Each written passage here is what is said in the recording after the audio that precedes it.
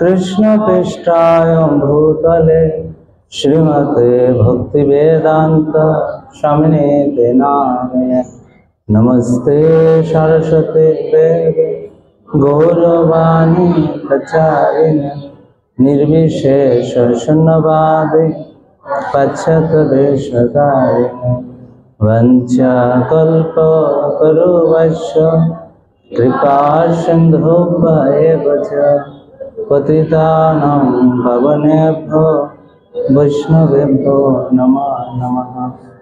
हे कृष्णा करुणा सिन्धु दीनबन्धु जगत्पते गोपेश गोपिकान्त राधाकान्त नमस्ते।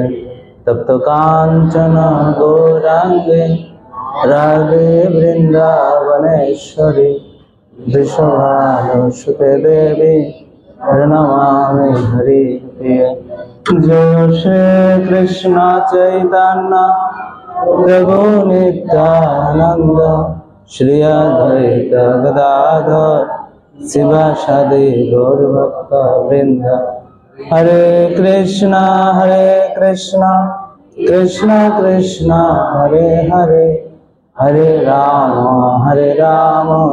राम राम हरे हरे। ओम नमो भगवते वासुदेवाय। ओम नमो भगवते वासुदेवाय। ओम नमो भगवते वासुदेवाय।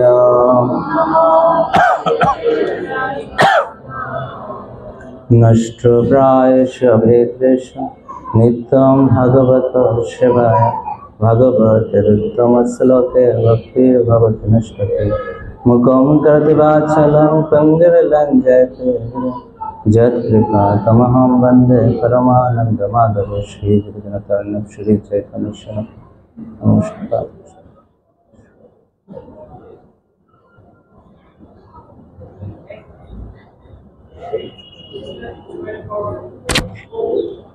हरे विष्णु। আমরা শ্রীমদ্ ভাগবতের এই তৃতীয় দিনের ক্লাস। আজ আমরা এই 2 দিন পর্যন্ত ভাগবত কথা আলোচনা করতেছি। ভাগবত কথা গতকাল আমরা আলোচনা করেছিলাম কুন্তী দেবীর উত্তরা দেবীর প্রার্থনায়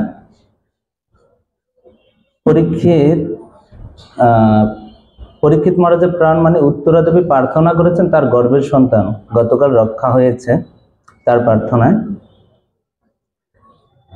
এবং যখন গর্ভের সন্তান রক্ষা হয় এই দৃশ্য কুন্তী দেবী দেখেন। দেখার পর কুন্তীর দেবী আজকে ভগবানের কাছে প্রার্থনা নিবেদন করতেছেন।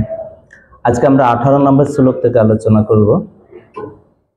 তবে কুন্তী দেবী যে প্রার্থনা করেছেন এই প্রার্থনাগুলো আমাদের বৈষ্ণব আচার্যরা অনেক সুন্দরভাবে টিকা দিয়েছেন। আমরা সংক্ষেপে আলোচনা করব 18 নম্বর শ্লোক থেকে। কুন্তী দেবী ভগবানকে বলতেছেন, পরিবেশ এরকম ভাবে হয় আমরা পূর্বে যা আলোচনা করছি একটু সংক্ষেপে জানি। ভগবান কৃষ্ণ হস্তিনাপুর থেকে তিনি দ্বারকার উদ্দেশ্যে যাবেন। তিনি তার রথে উঠেছেন, আর যখন রথে উঠেছেন বিদায় নিয়েছেন এমন সময়ে অশ্বত্থামা ব্রহ্মাস্ত্র নিক্ষেপ করে। যখন ব্রহ্মাস্ত্র নিক্ষেপ করে ওই সময় উত্তরা দেবী দৌড়ে আসে। কার কাছে আসে? ভগবান কৃষ্ণের কাছে আসে। এসে বলে আমাকে রক্ষা করুন, আমাকে রক্ষা করুন। যখন এইরকম প্রার্থনা করে তখন উত্তরা দেবীর প্রার্থনায় তখন ভগবান কৃষ্ণ কি করেন? তার গর্ভের সন্তানকে রক্ষা করেন। আর এই দৃশ্য কুন্তী দেবী তিনি দাঁড়িয়ে দেখতেছেন। রথে দাঁড়িয়েই ভগবান কৃষ্ণ উত্তরা সন্তানকে রক্ষা করেছে এই দৃশ্য দেখেছেন। দেখি সঙ্গে সঙ্গে তিনি কুন্তী দেবী প্রার্থনা করতেছেন। দেখুন প্রার্থনা করার পিছনে কারণ আছে। কৃষ্ণ তো ভগবান, কৃষ্ণ ভগবান না, কিন্তু এখানে তিনি অভিনয় করতেছেন। কৃষ্ণ হচ্ছে কুন্তী মায়ের কি ভাইয়ের ছেলে, ভাতিজা। তিনি কি করছেন, যখন বিদায় নেয় ওই সময় কি করে, যুধিষ্ঠির মহারাজকে প্রণাম নিবেদন করে, অর্জুনের সাথে আলিঙ্গন করে, ভীমের সাথে আলিঙ্গন করে, তারপর কি বলা হয়, কুন্তী মাকে প্রণাম নিবেদন করে, মা আমাকে বিদায় দাও, আমি কোথায় যাব, দ্বারকাতে যাব। কিন্তু ভগবান হয়ে প্রণাম করে যে দ্বারকাতে যাচ্ছে, ওই সময় যখন অশ্বত্থামা ব্রহ্মাস্ত্র নিক্ষেপ করে, সেই সময় উত্তরা দেবী যখন সন্তানকে রক্ষা করে, সেই সময় কুন্তী দেবী প্রার্থনা করে। আমরা প্রার্থনাগুলো সংক্ষেপে আলোচনা করব, বৈষ্ণব আচার্যরা বিস্তারিত ভাবে আলোচনা করেছে। কুন্তী দেবী কি বলতেছেন, নমস্যে পুরুষম তদ্ধ্যম ঈশ্বর প্রকৃত পরম অলক্ষ্য সর্বভূতানাম অন্তর্ভয়ে অবস্থিতম। কুন্তী দেবী বলতেছে, হে ভগবান আপনাকে নমস্কার। বলতেছে, পিসিমা আমি আপনার ভাইয়ের ছেলে, আমাকে আপনি নমস্কার করতেছেন? ভাতিজাকে কেউ কখনো প্রণাম করেনি না, তুমি আমাকে কেন নমস্কার করতেছে? না না, তুমি হচ্ছে ভগবান, ঈশ্বর, তুমি আদি পুরুষ, তোমাকে আমি নমস্কার জানাচ্ছি। আর তুমি এখানে আছো, সকলের হৃদয়ে আছো, আর তুমি কি আছো, তোমার ধামে আছো। বলেছে অন্তর বহির অবস্থিত, তুমি সব স্থানে আছো। তো ভগবান বলতেছে, আমি যদি সব স্থানে থাকি তাহলে আমাকে তো সবাই দেখতো, ভগবানকে সবাই দেখতো না, ভগবানকে সবাই প্রণাম করতো। আমি যদি ভগবান আমাকে সবাই প্রণাম করতো, ভজনা করতো, তাই আমাকে সবাই কেন দেখে না? তারপরের শ্লোকে গিয়ে কুন্তী দেবী বলতেছেন, মায়া জবনিকা আচ্ছন্নম, সবাইকে কি করেছে, মায়া আচ্ছন্ন করে রেখেছে, এই জন্য দেখতে পারে না। অজ্ঞ অদক্ষ অব্যয়ম, তাই তারা কেউ দেখতে পারে না। কিরকম, ন লক্ষ মূঢ়দৃশা নট নাট্য দর যথা, যখন যারা ভালো অভিনয় করে, নাট্যকার যখন নাটক করে মঞ্চে, তে বাইরের লোক দেখতে পারে না, দেখতে পাচ্ছে এ রাজা, এ রাজার ছেলে, এটা দেখতে পাচ্ছে, কিন্তু সে যে আরেকজন ব্যক্তি এটা কেউ বুঝতে পারে না। যখন অভিনয় শেষ করে বের হয় তখন চিনতে পারে। তেমনি আপনি এরকম অভিনয় করতেছেন, আপনাকে কেউ বুঝতে পারে না। আমি কি বলবো, 20 নম্বর শ্লোকে বলছে, তথা পরম হংস নাম, পরমহংসরা আপনাকে দেখতে পারে না। মুনি না, মুনিরা আপনাকে দেখতে পারে না। অমল আত্মা নাম, অমল আত্মা যারা, তারাও আপনাকে দেখতে পারে না। তাহলে কে দেখতে পারে? ভক্তি যোগন বিধানত, অর্থাৎ যারা ভক্তি যোগ সাধন করে তারাই দেখতে পারে। দেখুন এখানে বলছে, প্রভু আপনি আসার কারণ কি? এখানে কুন্তী দেবী বলতেছে, বৈষ্ণব আচার্যরা বলছেন, কুন্তী দেবী এখানে সিদ্ধান্ত দিচ্ছে ভক্তি যোগ বিধান অর্থম।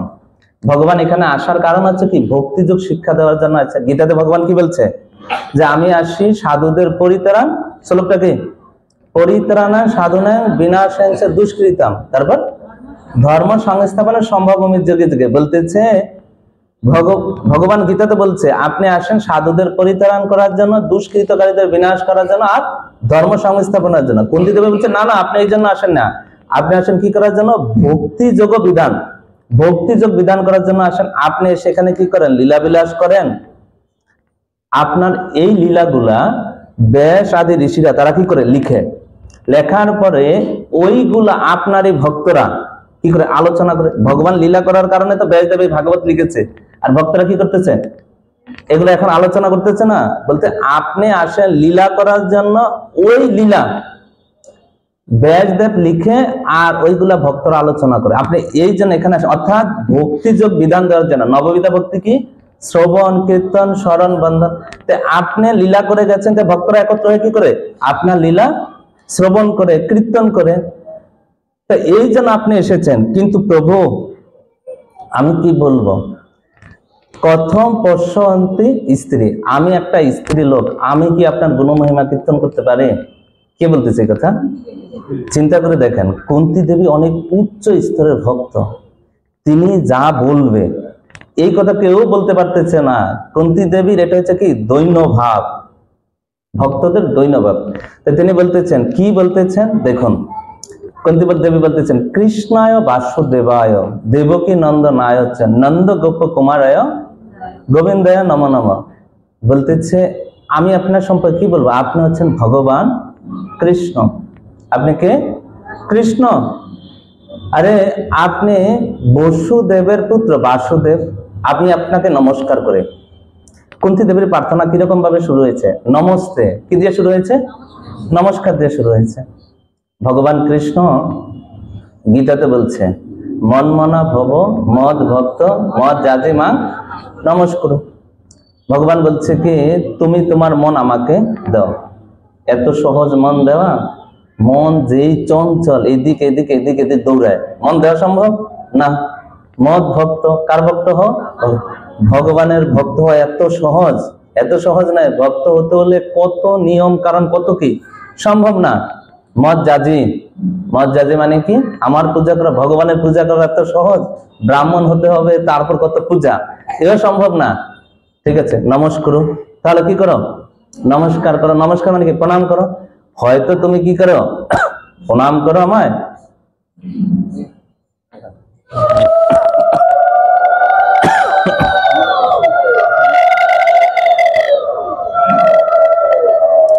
কুন্তী দেবী বলছে, হয়তো কি করো?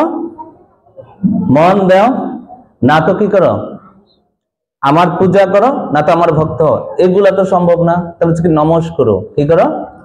আমাকে নমস্কার করো, প্রণাম করো। আর কিছু পারেন? চারটা করো, পারলে না পারলে কি করো? একটা করো, নমস্কার। তাই কুন্তী দেবী প্রার্থনার প্রথমে কি শুরু করেছে? নমস্কার। আমি কাকে নমস্কার করতেছি? বসুদেবের পুত্র যে বাসুদেবের পুত্র যে বসুদেব, আর বসুদেবের পুত্র যে বাসুদেবকে নমস্কার করতেছে। আরে আমি তাকে, আমার ভাইকে আপনি যে আনন্দ দিয়েছেন, তার থেকে বেশি আনন্দ কাকে দিয়েছেন? দেবকী নন্দ নায়চ, দেবকীর পুত্র রূপে আপনি এসেছেন। আমি সেই দেবকীর পুত্রকে কি করে নমস্কার দিচ্ছি? আরে ভগবান কৃষ্ণ বলে, দেবকী আর ভাই আর ভাবিতেই শেষ, আর কাউকে নমস্কার না। না, নন্দ গোপকুমারে। আরে তুমি জন্মগ্রহণ করার সাথে সাথে বসুদেবের কাছে থাকো না, কোথায় চলে গেছো? নন্দলয়ে চলে গেছে, নন্দ গোপকুমারে। আমি সেই নন্দ মহারাজের যে পুত্র, তাকে নমস্কার করি। নন্দ মা যশোদা। আর শুধু তাকেই না, গোবিন্দের নম নম, যে গাবিকে আনন্দ দিয়েছে তাকে আমি নমস্কার। লাস্টে কি হয়েছে? নম নম, নমস্কার করে। পরে বলছে, প্রভু নম পাঙ্কজ নাভায়া, আমি আপনার পদ্মকে, নাভিকে নমস্কার করি। নম পঙ্কজ জাংরিনে, হ্যাঁ, পঙ্কজ মালিনে, আমি আপনার গলাতে নমস্কার করি। চিন্তা করে দেখেন, গলদেশে নমস্কার করতেছে। এ নম পঙ্কজ নেত্রায়, আপনার চক্ষুগুলো এত সুন্দর, কমল ফুলের মতো, আমি সেখানে নমস্কার। নমস্তে পঙ্কজাঙ্গিনে। এই জগতে এই একজন নারী প্রথম ভগবানের নাভি থেকে নমস্কার করা শুরু করে। কারণ ভগবানের চরণ থেকে যদি নমস্কার করে, ভগবান একটু চিন্তিত হবে, কারণ এ তো আমার কি হয়? পিসিমা। পিসিমার চরণ থেকে নমস্কার। এই জন্য পিসিমা বুঝতে পারছে যে ভাতিজাকে কোনো চিন্তাতে ফালানো যাবে না। বলতেছে, আমি আপনার চরণে নমস্কার করি। প্রভু আমি আপনার কাছে কি বলবো, আপনি যেইভাবে আমাকে কৃপা করছেন, এই রকম কৃপা আপনি আপনার মাকেও করেন নাই। কিরকম? হ্যাঁ, যথা ঋষিকেশ খলেন দেবকে। এটা হচ্ছে 23 নম্বর শ্লোকে। কংসেন রুদ্রা অতিচিরত সুচার পিতা বিমোচিত অহং চ স আত্মভিভূ তয়া এব নাথ মোহ বিপদ্গামে। প্রভু আপনাকে আমি কি বলবো, আপনার মা দেবকী তিনি কংসের কারাগারে ছিল। এক এক করে তার কয়টা পুত্র সন্তান? 6টা পুত্র সন্তান কংস মারছে, আপনি তাকে রক্ষা করেন নাই। কিন্তু আমি, আমার 5টা পুত্র সন্তান, আপনি কি করেছেন? তাদের প্রতি বিপদ থেকে আপনি তাদেরকে রক্ষা করেছেন। কিভাবে আমি বলবো? কারণ আমি তো অনাথ, আমার কে নাই, স্বামী নাই, আমি অনাথ। তাই আমাকে রক্ষা করেছো, কিন্তু দেবকীর কে আছে?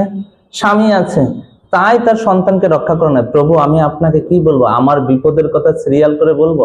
বলছে, পিসিমা তোমার কোন বিপদ থেকে আমি রক্ষা করেছি? প্রভু কি বলবো, কোথা থেকে রক্ষা করেছো তুমি?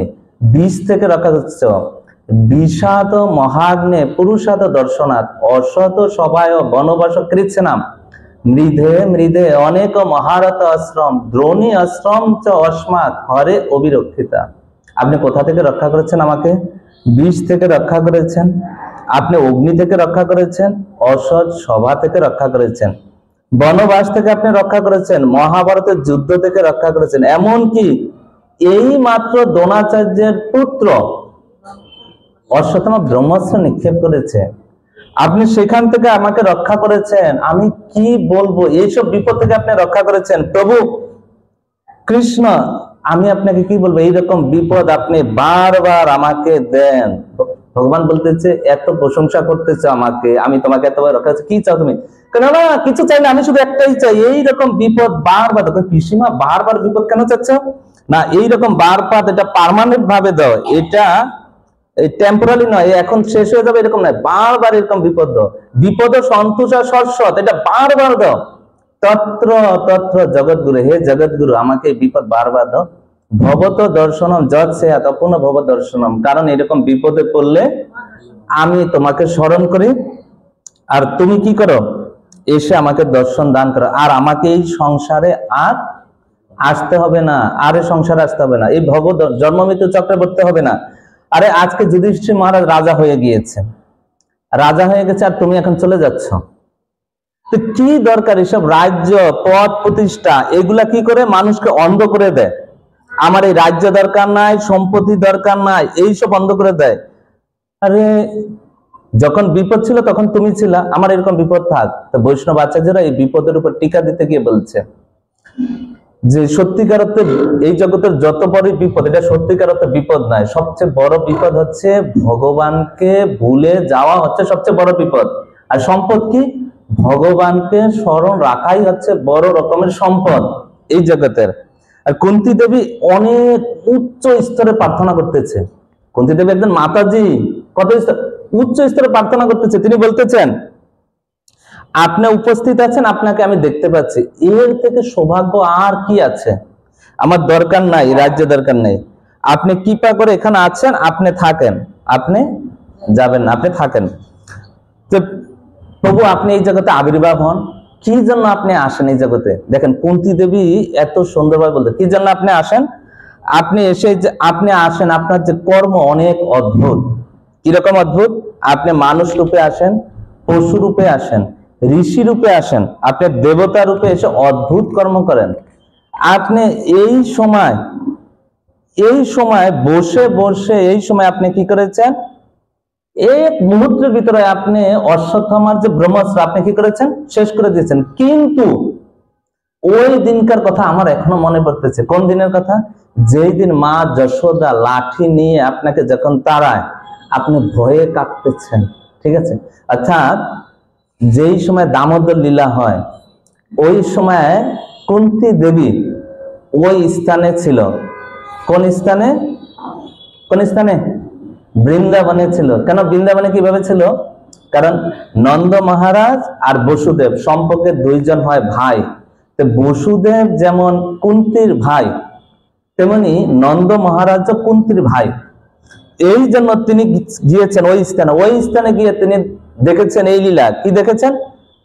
কৃষ্ণ ওই সময় কি করেছে, মা যশোদার দধির ভাণ্ড ভেঙে দিয়েছে। আর যখন ভেঙে দিয়েছে, এই অপরাধে গোপী মা যশোদা লাঠি নিয়ে তার পিছনে ধাবিত হয়, তাকে মারবে, সেই সময় তাকে ধরেছে। আর ওই সময় ভগবান কৃষ্ণ কান্না করতে, তার চোখ দিয়ে জল পড়তেছে, কাজল গুলা মুছে জল পড়তেছে, বলতেছে কাজল ভেজে জল পড়তেছে, প্রভু আপনি ওই সময় সত্যি সত্যি কান্না করছেন, আপনি মায়ের হাতে লাঠি দেখে এত ভয় পেয়েছেন।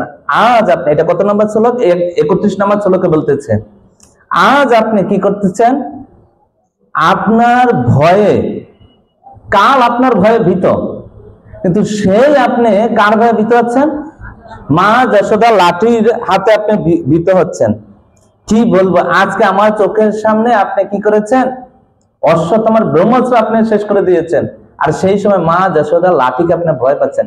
প্রভু আপনার এই অদ্ভুত লীলা, কোন বিদ্যার লোক আপনার এই অদ্ভুত লীলা বুঝতে পারবে? প্রভু কি বলবো। কেউ কেউ বলে, এখন ভগবানের আবির্ভাব সম্পর্কে বলতেছে, এটা 32 নম্বর শ্লোক থেকে। কেউ কেউ বলে আপনি যুধিষ্ঠির মহারাজের যশ বৃদ্ধি করার জন্য এসেছেন। আবার কেউ বলে আপনি যদু বংশের যশ বৃদ্ধি করার জন্য এসেছেন। যদু বংশের যশ মানে কৃষ্ণ এসেছে মলয় পর্বতে, চন্দন জন্ম হয়েছে, আর জন্ম করার কারণে মলয় পর্বত সবাই বলে কারণ চন্দন হওয়ার কারণে। আরো পর্বত আছে তা বলে না, কিন্তু মলয় পর্বত বলে কেন বলে না, ওইখানে চন্দন আছে। তেমনি যদু বংশ ছিল আগেও, কিন্তু যদু বংশের নাম কেউ নেয়নি। যখন আপনি ওই বংশে জন্মগ্রহণ করেছেন, যদু বংশের নাম সবাই নিচ্ছে, অর্থাৎ যদু বংশের নাম প্রতিষ্ঠা করার জন্য, যশ প্রতিষ্ঠা করার জন্য আপনি এসেছেন প্রভু।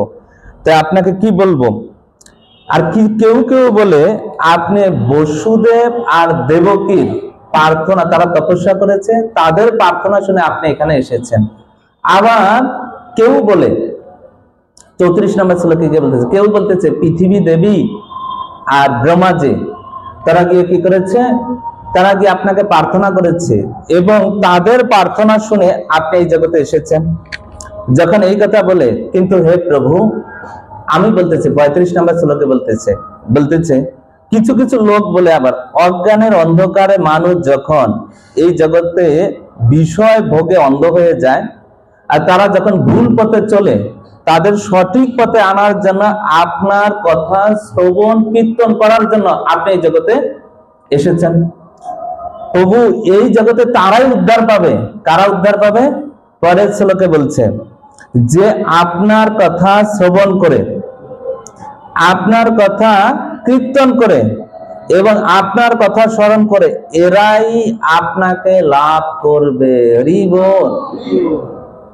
কত এখানে বলছে শ্রীনন্তি গায়ন্তি গিন্নতি অনুবীক্ষণ, যে আপনার কথা শ্রবণ করবে, যে আপনার কথা কীর্তন করবে এবং যে গ্রহণ করবে, স্মরন্তি নন্দন্তি তব ঈশ্বর জানা, যে আপনাকে স্মরণ করবে, তে এব পশ্যন্তি অশ্রিত তাবৎ, সেই সঙ্গে সঙ্গে আপনাকে লাভ করবে। ভব প্রভা উপনয় প্রধান ভুজ, সেই আপনাকে শুধু লাভ করবে, আর কেউ আপনাকে পাবে না। কে বলতেছে কথা?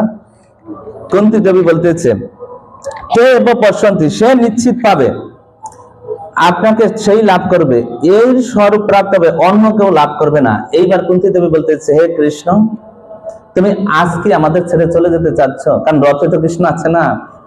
কুন্তী দেবী নিচে দাঁড়িয়ে দাঁড়িয়ে বলতেছে, আর রথে কে আছে? কৃষ্ণ। কিরকম একটা পরিবেশ, রথে কৃষ্ণ দাঁড়িয়ে আছে, মা কুন্তী দেবী নিচে আছে দাঁড়িয়ে, আর এখন বলতেছে হে কৃষ্ণ, আজ তুমি আমাদের ছেড়ে চলে যাবা? তুমি জানো না যে কুরুক্ষেত্রের যুদ্ধ হয়েছে, যুদ্ধে কত লোক মারা গেছে, তাদের আত্মীয় স্বজন ভাই এরা যারা আছে, এরা কি আমাদের ছেড়ে দিবে? তো ভগবান বলতেছে তোমার ছেলেরা অনেক শক্তিশালী আছে, আমি গেলে কি হবে, সে রক্ষা করবে। আরে আমাকে কেন একটা ডাক বলতেছ? তোমার আরো ভাই আছে, ভাতিজা আছে, তাদেরকে বলো, আমাকে কেন বলতেছ? তখন কুন্তী দেবী বলতেছ ওই যাদবদের কথা বলতেছ আর পাণ্ডবদের কথা বলতেছ। আরে এই দেহেতে যদি জীব আত্মা না থাকে, যেমন এই দেহের কোনো মূল্য থাকে না, যতক্ষণ তুমি যদি না থাকো এদের কোনো মূল্য নেই। তুমি এদের কথা বলতেছ, আর তুমি আজকে যে এখানে আছো, এখান থেকে যদি তুমি চলে যাও, এই যে হস্তিনাপুর এত সুন্দর দেখাচ্ছে, তুমি আছো এর প্রতি দৃষ্টি দিয়েছো, তাই হস্তিনাপুর এত সুন্দর আছে, আর তুমি যদি চলে যাও এই হস্তিনাপুর এত সুন্দর থাকবে না। প্রভু তুমি আজকে চলে যেতে চাচ্ছ, কুন্তী দেবীর প্রার্থনা কি, ও ভগবান তুমি আজকে চলে যাচ্ছ, আর এখনো বলে হস্তিনাপুর বলে এখনো সুন্দর, সেই রকম পরিপূর্ণ সুন্দর আছে এখনো। তো বলতেছে, ভগবান বলতেছে পিসি তুমি তোমার ছেলেদের প্রতি অনেক কি আসক্তি আছে, তাদেরকে নিয়ে চিন্তা করতেছ। তো যাদবরা হ্যাঁ হ্যাঁ আমি যাদবদের কথাও চিন্তা করতেছি, তুমি যদি এদেরকে আমার ছেলেদেরকে ছেড়ে যাও এরা কষ্ট পাবে, আর তুমি যদি এখানে থাকো, যদি যাদবদের কাছে না যাও, যদুদের কাছে না যাও, তারাও কষ্ট পাবে। আমি কি করব? তোমার ওইখানেও যাওয়া উচিত, এখানেও থাকা উচিত। আমি কি করব? আমার মন এই যাদবদের কাছে আছে আর পাণ্ডবদের কাছে আছে, আমি তোমার কাছে প্রার্থনা করি আমার মন এই যাদবদের কাছ থেকে আর পাণ্ডবদের কাছ থেকে তাদের স্নেহ বন্ধন কেটে দাও। যখন এই কথা বলছে, ভগবান কৃষ্ণ বলছে আমিও তো একজন যাদব, আমার থেকে বন্ধন কেটে দিবে? না না না, তুমি না, আর যাদব আর পাণ্ডবের কাছ থেকে বন্ধন কেটে শুধু তোমার প্রতি আমার স্নেহ রাখো। আর সেই স্নেহ কিরকম বলেছে, গঙ্গা যেই রকম ভাবে কোনো বাধা বিঘ্ন ছাড়া তিনি যেইভাবে সমুদ্রে গিয়ে পড়ছে, ওই রকম ভক্তি আমাকে তুমি দান করো। কার প্রার্থনা এটা? কুন্তী দেবী বলছে আমি ওই রকম চাই, আর কিছু চাই না। যখন এই কথা বলে, তখন তিনি কুন্তী দেবী বলতেছেন 43 নম্বর শ্লোকে গিয়ে বলতেছেন যে ভগবানের নাম কীর্তন বলে তিনি শেষ করতেছেন। 43 নম্বর শ্লোক আপনারা দেখুন, সেখানে বলছেন শ্রীকৃষ্ণ কৃষ্ণ সখা ঋষি ঋষভ অভনি দ্রোগ রাজন বংশ ধক অন অপবর্গ বীর্য গোবিন্দ গদিজ সুর অতি অর্তি হর অবতার যোগেশ্বর অখিল গুরু ভগবান নমস্তে।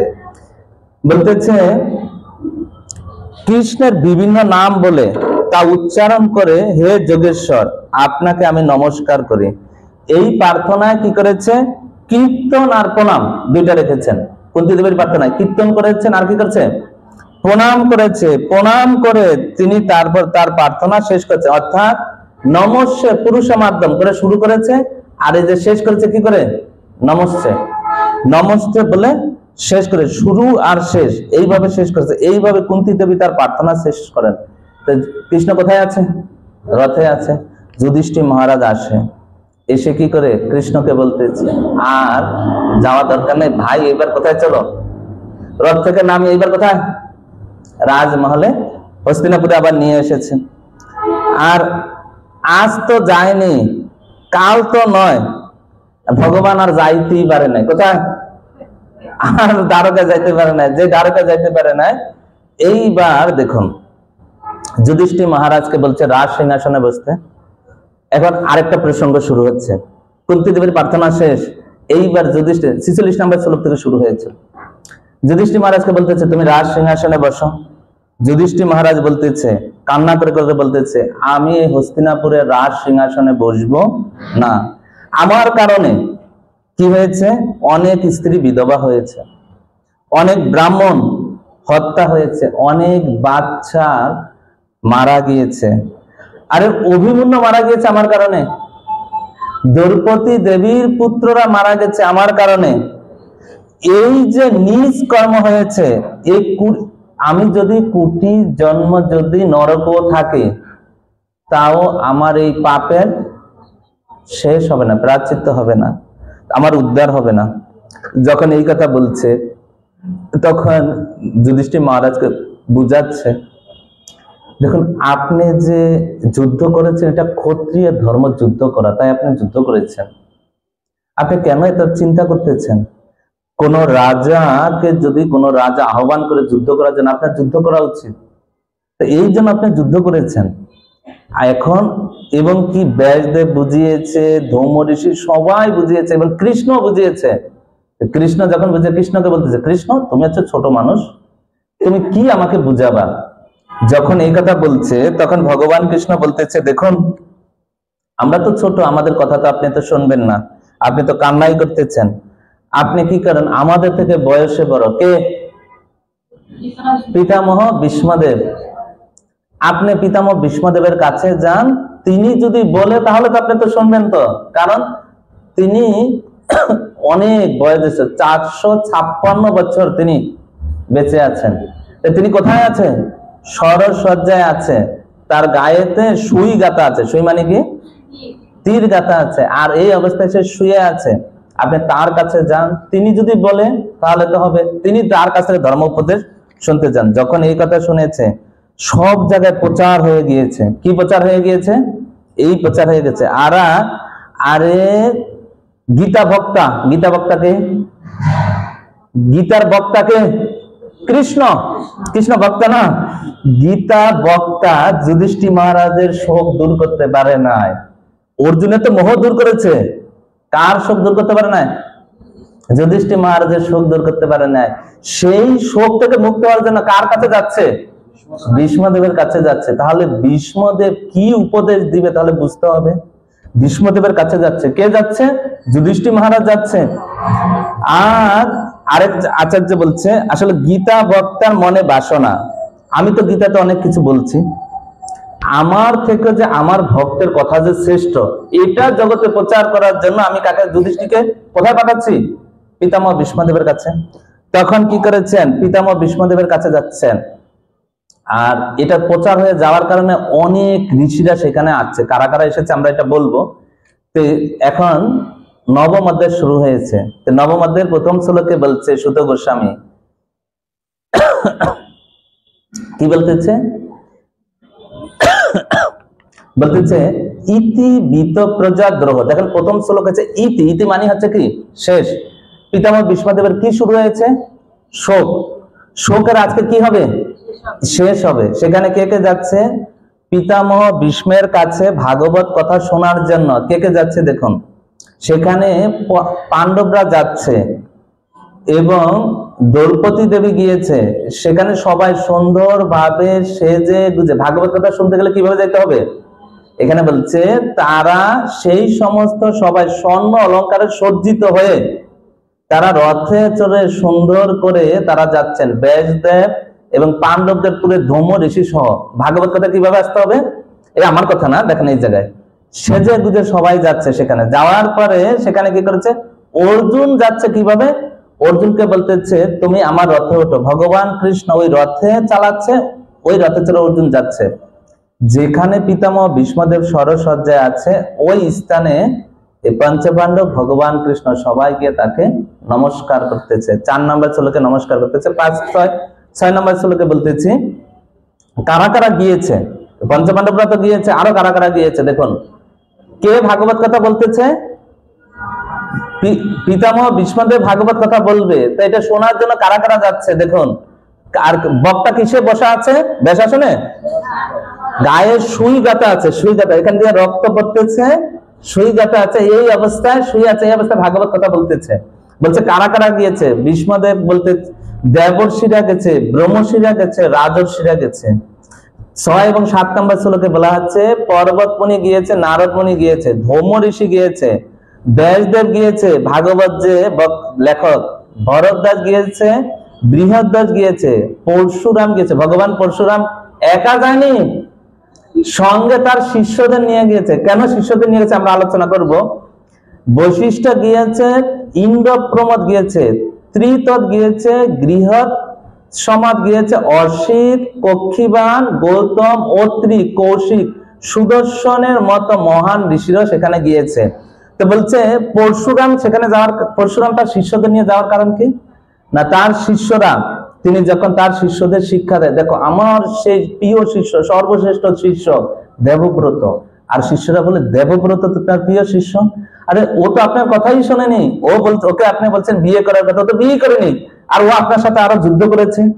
তখন বলতেছে ভগবান পরশুরাম বলতেছে আরে দেবব্রত সে একটা ব্রত গ্রহণ করেছে যে আমি বিবাহ করবো না, এরকম প্রতিজ্ঞা করেছে।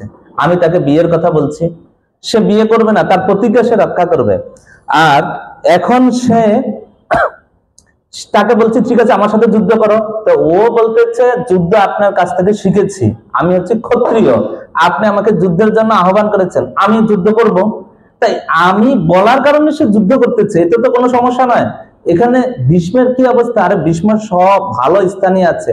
দেখো এই ভীষ্ম এখন ভাগবত কথা বলবে, দেখো শ্রোতা কারা, শ্রোতা হিসেবে কে কে গিয়েছে, ভগবান কৃষ্ণ গিয়েছে শ্রোতা হিসেবে। শুধু তাই নয়, পরের 32 শ্লোকে বলতেছে 8 নম্বর শ্লোকে গিয়েছে কারা, অমল পরমহংস সুখদেব গোস্বামী গিয়েছে সেখানে, কশ্যপ, অঙ্গিরা, প্রমোদ, শিষ্য সহ সবাই গিয়েছে। কি করার শোনার জন্য, ভাগবত কথা শোনার জন্য সবাই গিয়েছে। আর সবাই যাওয়ার পরে যখন গিয়েছে এটা দেখে পিতামহ ভীষ্মদেব দেখেছেন, পাণ্ডবদের দেখেছেন, দেখার সাথে সাথে 12 নম্বর শ্লোকে বলতেছে, পাণ্ডবদের দেখে বলতেছে কি বলতেছে, অহো কষ্টম অহো অন্যায়ম যৎ জুয়ত ধর্ম নন্দ জীবতুম ন অর্থম ক্লিষ্টম বিপ্র ধর্ম অর্চিত আশ্রয়। হায় হায় কি আশ্চর্যের বিষয়, তোমরা ধর্ম ব্রাহ্মণ অর্চিত মানে ভগবানের আশ্রয় আছো, তারপর তোমাদের বিপদ, কি বলবো, আরে তারপর তোমাদের দুঃখ। যারা ধর্মের আশ্রয় থাকে তাদের তো দুঃখ তো থাকেই না, যে অধর্মের আশ্রয় থাকে তার দুঃখ হবে। কিন্তু তোমাদের দুঃখ, তোমাদের কি কি দুঃখ, তোমাদের বনবাসে যেতে হয়েছে, আরে তোমাদের স্ত্রী অনেক ব্যক্তিদের মাঝখানে, হাজারো ব্যক্তিদের মাঝখানে তোমাদের স্ত্রী বস্ত্র হরণ আছে, তোমাদের লাক্ষা গৃহে নিক্ষেপ করা হয়েছে, এই রকম দুঃখ। আরে যে ভগবানের আশ্রয় থাকে তার তো দুঃখই থাকে না। আরে যে ভগবানকে প্রণাম নিবেদন করে সঙ্গে সঙ্গে তার দুঃখ শেষ, কিন্তু তারপরে তোমাকে দুঃখ, দিন রাত তোমাদের পিছনে দুঃখ লেগে আছে। আরে দুঃখের লিস্ট আমি কি বলবো। আমার পরম সাধ্বী পুত্রবধূ, নাম কি? কুন্তী। আরে কুন্তী, তার কি হয়েছে? তিনি বিধবা হয়ে গিয়েছেন। কুন্তী বিধবা হয়ে গিয়েছে না? এটা কার পুত্রবধূ না? পিতামহ ভীষ্মদেবের পুত্রবধূ। ও বিধবা, অল্প বয়সে সে বিধবা হয়ে গিয়েছেন। পাণ্ডু এরকম রাজা, ওই রাজা তিনি দেহত্যাগ করেছেন অসময়, আর সে বিধবা হয়ে গিয়েছে। আর তার এই এক এক করে 5টা ছেলে লালন পালন করতে তার কত কষ্ট হয়েছে, কি বলবো দুঃখের কথা। আরে যেখানে ধর্মরাজ যুধিষ্ঠির, ধর্মের পুত্র, যেখানে তাকে রক্ষা করার জন্য গান্ডীবধারী অর্জুন, ভীম রয়েছে, আর সুরিত হিসাবে রয়েছে কে? ভগবান কৃষ্ণ। তারপর বিপদ। ওইখানে যত শ্রোতা আছে সবাই বলতেছে, পিতামহ আপনি তো খালি বিপদ বলতেছেন বলতেছেন বলতেছেন, এটা কারণ কি বলেন? ভগবান কৃষ্ণ শুনতেছে, সবাই শুনতেছে, সঙ্গে সঙ্গে ঋষিরা বলতেছে, এখানে তো আর কেউ বলবে না। প্রশ্ন কে করতেছে? যদি পিতামহ ভীষ্মদেব বলতেছে, তা উত্তর আপনি দেন, আমরা কেউ বলবো না, আমরা আপনার কাছে শুনতে এসেছি। এটা হওয়ার পিছনে একমাত্রই কারণ ভগবান কৃষ্ণ। কৃষ্ণের কারণে সব হচ্ছে। আরে অর্জুন না, আরে যুধিষ্ঠির, এই কৃষ্ণ কখন কি করবে, কারে দিয়ে কি করবে, এটা বোঝা খুব কঠিন। এই কৃষ্ণ চেয়েছে মহাভারতের যুদ্ধ হোক, তাই যুদ্ধ হয়েছে। তো তুমি কি করে? যুদ্ধ হয়েছে, অনেক যারা মারা গিয়েছে, যুদ্ধ হয়েছে, মারা গিয়েছে, এটা কৃষ্ণের ইচ্ছা হয়েছে।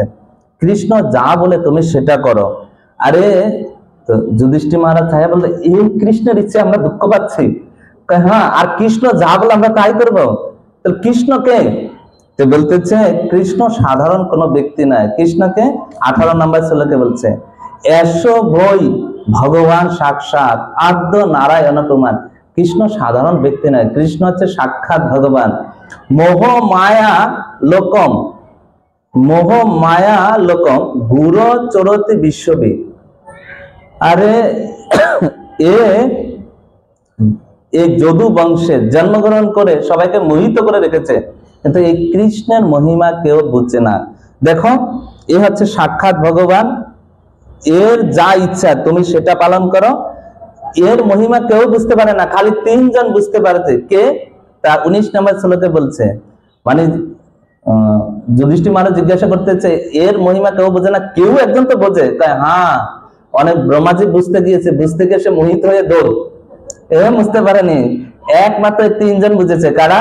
শিব বুঝতে পারছে, দেবর্ষি নারদ আর ভগবান কপিল দেব। এছাড়া আর কেউ বুঝতে পারেনি। দেখো, এর ইচ্ছা হয়েছে, এর ইচ্ছা যেটা সেটাই বলো। ধর্ম হচ্ছে এই ভগবানের ইচ্ছা, কৃষ্ণের ইচ্ছা হচ্ছে ধর্ম, যাতে ভগবান প্রসন্ন হয় তাই তুমি করো। ভগবান চাচ্ছে তুমি হস্তিনাপুরের সিংহাসনে বসো, তুমি হস্তিনাপুরের সিংহাসনে বসো, এটাই তোমার জন্য ধর্ম। তুমি আর অন্য কোনো কিছু করা দরকার নেই। আরে তুমি এটা জেনে রাখো, এই কৃষ্ণ যেটা বলে তুমি এটাই করো। আর কৃষ্ণের দিকে এইবার আর ইয়ার সাথে কথা বলেনি, কার সাথে? যুধিষ্ঠির মহারাজের সাথে আর কথা বলতেছে না, এইবার ভগবানের দিকে ফিরে তাকাচ্ছে। বলতেছে তুমি এসে গেছো, আমি এখন দেহ পরিত্যাগ করবো। যুধিষ্ঠির মহারাজকে বলতেছেন, তুমি এসে গেছো, এটা খুব ভালো হয়েছে। এই রকম একটা তুমি মোহিত হয়ে যে আমার কাছে এসে গেছো, আমি অনেক সন্তুষ্ট হয়েছি। কেন সন্তুষ্ট হয়েছি? আমি যে দেহ ত্যাগ করবো, আমার চিন্তা ছিল এই হস্তিনাপুর রাজ সিংহাসন কার হাতে আছে? কার হাতে আছে? দুর্যোধনের হাতে আছে না। আমি এখন, যখন দুর্যোধনের হাতে ছিল তখন আমার চিন্তা ছিল, কিন্তু এখন এই হস্তিনাপুর রাজ সিংহাসন তোমার মতো একটা ধার্মিক রাজার কাছে আছে, এতে আমার মনে খুব আনন্দ হয়েছে। আমি এখন শান্তি মতন দেহ ত্যাগ করবো। এই কথা বলে তুমি এসে গেছো, তুমি ভগবান যেটা বলে তুমি সেটাই পালন করো, এই কথা বলে এইবার ভগবানের দিকে তাকিয়ে বলতেছে। আর যুধিষ্ঠির মহারাজের সাথে কথা বলতেছে না, তাকে বলতেছে, কি বলতেছে? সদেব দেব ভগবান পতে খতম। 24 নম্বর শ্লোক, কলেবর যাবদৈ দহিনম অহম। বলেছে সদেব দেব ভগবান পতে খতম, হে ভগবান আপনি এখানে দাঁড়ান, প্রতিজ্ঞা করেন। ভগবানকে আদেশ দিচ্ছে এখানে দাঁড়ান। ভগবান বলতেছে কতক্ষণ দাঁড়াবো? আমাদের কৃষ্ণ খুব চতুর। আমাদের বৈষ্ণব আছে, বিশেষ করে বিশ্বনাথ চক্রবর্তী ঠাকুর এত সুন্দর টিকা লিখেছে, আমি কোনো টিকা পড়তেছি না, ভাগবতে যা আছে সংক্ষেপে বলে যাচ্ছে। তো বলছে কতক্ষণ দাঁড়াবো? যতক্ষণ পর্যন্ত আমি দেহ পরিত্যাগ করছি ততক্ষণ পর্যন্ত দাঁড়াও। তো কিভাবে দাঁড়াবো? ভগবান তো অনেক স্টাইলে দাঁড়ায়, কিভাবে দাঁড়াবো? বলেছে প্রসন্ন হাসা, তুমি প্রসন্ন হাসি অবলোচন উল্লাস উল্লসৎ মুখ অম্বুজ ধ্যানগত চতুর্ভুজে, তোমার যে প্রসন্ন হাসি এই রূপে তুমি দাঁড়াও। যখন এই কথা বলতেছে, হ্যাঁ ঠিক আছে আমি দাঁড়াবো, আপনি দেহত্যাগ করবেন? হ্যাঁ। সঙ্গে সঙ্গে যুধিষ্ঠির মহারাজকে বলতেছে, এই বৃদ্ধ এখন দেহত্যাগ করবে, যা বলার আগে বলে নাও, ঠিক আছে? এরকম বলে না বয়স্ক দাদা দিদিরা যখন দেহত্যাগ করে, কোথায় কি আছে আগে জেনে নে, ঠিক আছে? তো বলতেছে, যখন বলতেছে ঠিক আছে জেনে নাও, তখন কি করেছে? তখন যুধিষ্ঠির মহারাজ বলতেছে, আমি আপনার কাছে কিছু প্রশ্ন নিয়ে এসেছি, আমার প্রশ্নের উত্তর দেন। তখন বলতেছে এই দান ধর্ম কি, রাজধর্ম কি, সব ধর্মের কথা বলতেছে যুধিষ্ঠির মহারাজকে। এইরকম প্রশ্ন জিজ্ঞাসা করে, বর্ণাশ্রম ধর্ম, স্ত্রী ধর্ম, রাজধর্ম, দান ধর্ম, মোক্ষ ধর্ম, এইসব কথা মহাভারতে বিস্তারিত ভাবে বলা আছে, মহাভারতের শান্তি পর্বে বলা আছে। পিতামহ ভীষ্মদেব সরসজ্জায় যে জ্ঞান দান করে, বিশাল জ্ঞান, অনেক বড় পর্ব। বলেছে সুত গোস্বামী তো এত কিছু আলোচনা করেনি, অল্প একটু আলোচনা করেছেন। এই কথা বলে এই জ্ঞান দিয়েছে, দেওয়ার পরে জ্ঞান দেওয়া যখন শেষ হয়েছে, তখন ভগবানের দিকে তাকিয়ে বলতেছে 32 নম্বর শ্লোকে গিয়ে বলতেছে, এখন পিতামহ ভীষ্মদেব দেহত্যাগ করবেন, দেহত্যাগ করার পূর্বে প্রার্থনা নিবেদন করতেছেন। কি প্রার্থনা নিবেদন করতেছেন? পিতামহ ভীষ্মদেব বলতেছেন, ইতিমতি রূপ কল্লিপিতা বিতৃষ্ণা ভগবতী সারতত পুঙ্গবে বিভূমি সসুখ উপগতে কচিত বিহর্তম প্রকৃতি উয়েসে জল বাব প্রবাহ। আমাদের বৈষ্ণব আচার্যরা এইগুলা, এই ভাগবতের এই শ্লোকগুলা কীর্তন করে করে বলেন, এবং কি এই শ্লোকগুলার উপরে তারা খুব সুন্দর টিকা করেন। আমি একটু সংক্ষেপে বলতেছি। পিতামহ ভীষ্মদেব বলতেছে, ইতিমতি রূপকল্পিতা, হে ভগবান, আমার যে মতি, মতি মানে আমার মতিরূপ কন্যাকে আমি আপনার সাথে বিবাহ দিতে চাই। ওখানে তো সবাই বলতেছে, আরে পিতামহ ভীষ্মদেব তো ব্রহ্মচারী, সে আবার তার কন্যা বিবাহ দিবে, এ কিভাবে সম্ভব? তো বলতেছে, আপনার কন্যা বিবাহের কন্যা কোথায় হয়েছে? আমাদের তো জানিয়ে তো আমরা, না কন্যা হচ্ছে আমার, মতি হচ্ছে আমার কন্যা, ওই কন্যাকে আমি বিবাহ দেব। মতি মানে হচ্ছে বুদ্ধি, এ হচ্ছে আমার কন্যা, এ আমি বিবাহ দেব। তো বলতেছে, আপনার তোমার কন্যা যে আমার কাছে বিবাহ দেবে, ভগবান কৃষ্ণ বলতেছে, তোমার কন্যার কোনো গুণ আছে? হ্যাঁ, বিতৃষ্ণা, এই বিষয়ের প্রতি কোনো আসক্তি নেই, বিতৃষ্ণা। তাই আমাকে কার কাছে কেন বিবাহ দিচ্ছ? আপনি হচ্ছে ভগবান, তাই আপনার কাছে আমি বিবাহ দিচ্ছি, ভগবতী। আর আপনার কাছে থাকলে আমার এই কন্যা সুখে থাকবে, তাই আমি আপনার কাছে। তো বলতেছে, আমার কাছে দিবা, তোমার কন্যাকে আমাকে পছন্দ করে? কি বলবো, আসলে ভগবান অনেক মহিমান্বিত। এ বয়স্ক পিতামহের সাথে কি বলতেছে, তোমার কন্যাকে বিবাহ করে? পিতামহ ভীষ্মদেব বলতেছে, দেখো, ত্রিভুবন কমলম তমালবন, আমি নয়, আমার কন্যা শুধু নয়, ত্রিভুবনের সবাই তোমাকে পছন্দ করে। আমি দেখতে অনেক সুন্দর? হ্যাঁ হ্যাঁ, তুমি দেখতে সুন্দর, কারণ তুমি তমাল বর্ণ। ভগবান কৃষ্ণ দেখতে অনেক সুন্দর, তমাল বর্ণ। আর রবি করো, যখন তোমার উপরে রবি সূর্যের যখন আলো আসে, তোমাকে আরো সুন্দর দেখায়।